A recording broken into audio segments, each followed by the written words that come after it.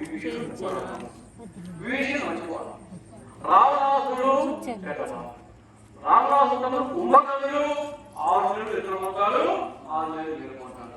ఆ 6 నెలలు నిద్రపోయినప్పుడు ఎవరు కూడా లేరు, ఏంటి సూర్యాస్తో వచ్చినా కూడా లేదు, అంతా చేశారన్నమాట. అప్పుడు విభీషణుడు ఎందుకంటే మనకు సదాయి ఆసనం తీసుకొచ్చి ఎందుకు లేకుండా తలలో పెట్టుకుంటావు అని చెప్పి ఆమెను మంత్రిస్తారు. మీకేం చూస్తారా అని చెప్పి తమ్ముడే చేస్తారు. అంటే విభీషణుడు ఒక పుత్రుడు, ఆమె ఎవరు? త్రిజట. నా పేరు త్రిజట. హనుమంతుడు మొట్టమొదటి గ్రామానికి రావడంతోనే ఒక పెద్ద ఏడుగురు ఒక రాక్షసి కావాలనుకుంది వాడికి. ఆమె పేరు తాటకి. ఏ పేరు? తాటకి. ఆమె హనుమంతుని చూసి ఒక ఎవరి వానరుడు చూశాడు అని చెప్పి అడుగుతుంది.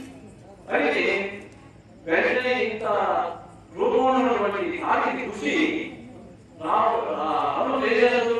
సూక్ష్మ రూపంలో దగ్గర, చిన్న రూపంలో దగ్గర ఆమె నోరు తెస్తుంది, ఆలోచిస్తుంది.